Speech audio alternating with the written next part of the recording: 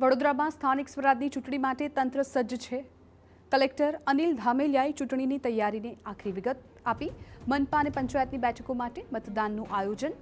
વડોદરા મનપાની 74 બેઠક માટે મતદાન થશે. પાલિકાનું 91, જિલ્લા પંચાયતની 30 બેઠકો માટે થશે મતદાન. તાલુકા પંચાયતની 151 બેઠક માટે હાથ ધરાશે મતદાન પ્રક્રિયા. ચૂંટણી પ્રક્રિયામાં 21,000થી વધારે કર્મચારીઓ બજાવશે ફરજ.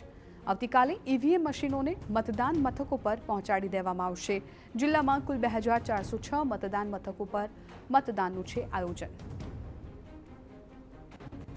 તો ખાસ તો ગરમીને ધ્યાનમાં રાખી મતદાન મથકો પર વિશેષ સુવિધાઓ કરવામાં આવી છે. ઓઆરએસ પાણી સહિતની વ્યવસ્થાનું આયોજન છે. તડકો નહીં નડી શકે તે માટે જગ્યાઓ પર છાંયડા માટે મંડપ પણ બંધાયા. વિવિધ મતદાન કેન્દ્રો પર મેડિકલની ટીમો સજ્જ છે. વૃદ્ધો અને દિવ્યાંગો માટે લાઇન વિના અલગ વ્યવસ્થા છે. તમામ જગ્યાએ જ્યાં છાંયડોની વ્યવસ્થા આવશ્યક છે ત્યાં છાંયડોની વ્યવસ્થા કરી છે. મેડિકલ ટીમની વ્યવસ્થા આપણે જ્યાં મતદારોની સંખ્યા વધારે હોય અને એક કરતાં વધારે મતદાન મથકો એક પોલિંગ સ્ટેશન લોકેશન ઉપર હોય ત્યાં મેડિકલ ટીમની વ્યવસ્થા પણ કરવામાં રાખી છે. મેડિકલ ટીમ આપણી મોબાઈલ મેડિકલ ટીમ પણ સાથે રહેવાની છે અને એ આખા રૂટમાં ફરવાની છે. વાહનોની વ્યવસ્થા પણ કોઈ કિસ્સાની અંદર રિફર કરવાના હોય અથવા અન્ય આનુષંગિક વ્યવસ્થા કરવાની હોય તો એ વ્યવસ્થા પણ આપણે તમામ જગ્યાએ રાખી છે.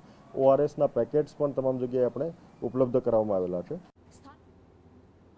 મતદાનની ગણતરીના દિવસો બાકી છે. રવિવારે જ્યારે મતદાન આયોજન થનારું છે ત્યારે તેવાની વચ્ચે વહીવટી તંત્ર દ્વારા આખરી સમયની જે તમામ જે તૈયારીઓ છે તેને આખરી ઓપ આપવામાં આવી રહ્યો છે. શહેરના તમામ જે મતદાન મથકો છે ત્યાં આગળ તડકા અને ગરમીથી રાહત મળી રહે તે માટે મંડપ બાંધવામાં આવ્યો છે, જેના થકી લોકોએ તાપમાં ઊભા ના રહેવું પડે. વડોદરા જિલ્લા વહીવટી તંત્ર દ્વારા જે રીતે તમામ જે મતદાન મથકો છે તેની બહાર લોકોને મેડિકલ સુવિધા મળી રહે તે પ્રકારનું પણ આયોજન કરવામાં આવ્યું છે. આ ઉપરાંત મતદાન મથકો પર પાણીની વ્યવસ્થા તેની સાથે ઓઆરએસ અને મેડિકલની ટીમ હાજર રહે તેવા પણ નિર્દેશ કરવામાં આવ્યા છે.